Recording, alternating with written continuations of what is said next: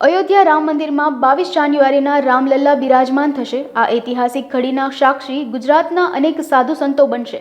ત્યારે આત્મીય યુનિવર્સિટીના પ્રેસિડેન્ટ ત્યાગ વલ્લભ સ્વામીએ અયોધ્યા ખાતે પ્રભુ શ્રી રામની મૂર્તિ પ્રતિષ્ઠા મહોત્સવનું આમંત્રણ મળ્યું છે।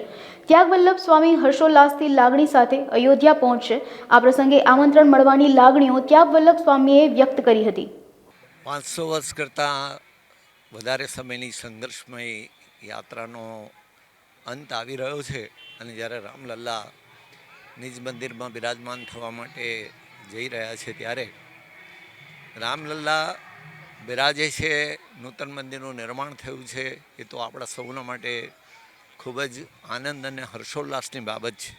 પરંતુ એની સાથોસાથ જે રામ રાજ્ય શબ્દ આપણે વર્ષોથી સાંભળતા આવ્યા છે, જે રામ રાજ્યની આપણે કલ્પના કરી છે કે જે રામ રાજ્ય કહેતા સમાજમાં, રાષ્ટ્રમાં કોઈ વ્યક્તિ દુઃખી ન હોય, ક્યાંય ઊંચ નીચના ભેદભાવ ન હોય, સૌના હૃદયમાં રામ બિરાજે છે એવું માનીને સૌનો આદર, સૌને પ્રેમ મળે એવી જે ભાવના હોય, તો એ રામ રાજ્યની સ્થાપના માટે સમગ્ર ભારતવાસીઓએ કટિબદ્ધ થવાનો આ અવસર છે।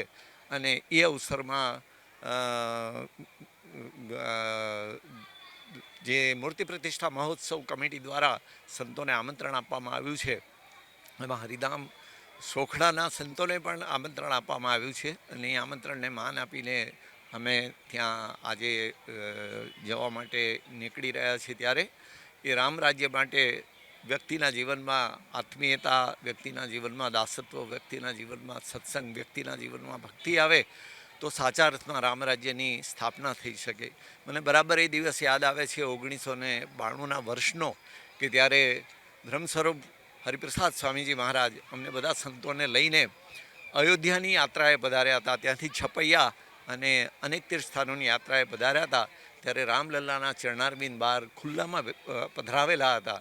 ત્યાં હરિપ્રસાદ સ્વામીજી મહારાજે પોતે સ્વહસ્તે પૂજન, પુષ્પમાળા વગેરે અર્પણ કરી અને ત્યાં આદરણીય શ્રી નૃત્ય ગોપાલદાસજી મહારાજના સાનિધ્યમાં, બીજા અનેક એવા વરિષ્ઠ સંતોના સાનિધ્યમાં ત્યાં સંકલ્પ કરી અને પ્રાર્થના પણ કરેલી કે વહેલામાં વહેલી તકે રામલલ્લા નિજ મંદિરમાં બિરાજમાન થાય અને એ દિવસના સાક્ષી બનવાનું સૌભાગ્ય પ્રાપ્ત થઈ રહ્યું છે। ત્યારે ગુરુ હરિપ્રસાદ સ્વામીજી મહારાજના એ સંકલ્પને સાકારિત થતું દર્શન કરવા માટે અને રામ રાજ્ય સાકાર થાય એવી પ્રાર્થના સાથે અયોધ્યાની ધરતી પર અનેક સંતો મહંતો પધારી રહ્યા છે।